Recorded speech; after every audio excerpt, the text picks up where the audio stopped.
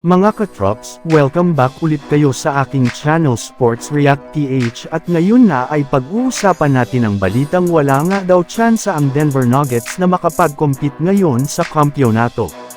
Pag-uusapan na rin nga natin ngayon dito sa ating panibagong video ang balitang maglalaro na nga daw po ang mga bagong players ng Los Angeles Lakers.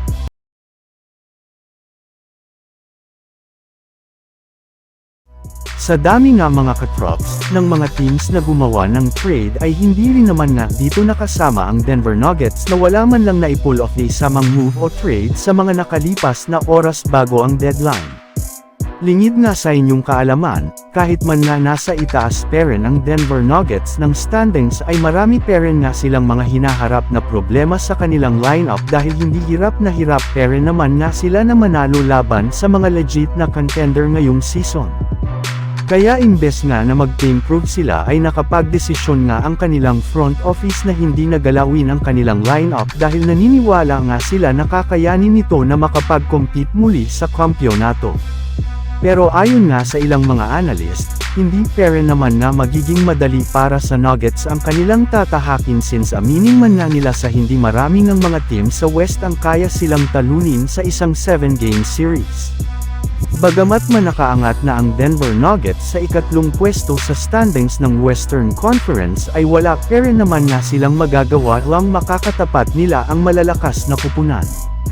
Samantala pumunta naman tayo sa ating sunod na pag-uusapan ngayon sa balitang maglalaro na nga daw po ang mga bagong players ng Los Angeles Lakers. Kagaya nga mga katrops, nang napag-usapan natin ginawa na ngang official ng Los Angeles Lakers ang kanilang trade sa kanilang bagong center na si Mark Williams na inaasahang maglalaro na agad sa kanilang next game laban sa Indiana Pacers sa susunod na araw since wala rin naman nga si Yandy iniindang injury sa kanyang pangangatawan. Kakailanganin lamang nga nito na sumama sa kanilang practice upang sa ganun ay mag-amin niya agad ang kanilang mga ginagawang play sa loob ng court. Habang pagdating naman nga kay Luka Doncic na rin naman nga ay expected ng maglalaro next week kontra sa Utah Jazz. Ibig sabihin, maghihintay pa nga sila ng ilang araw bago ang debut game ng kanilang bagong superstar. Kaya malapit na nga talagang makumplito ang buong puwersa ng Los Angeles Lakers sa lalong madaling panahon.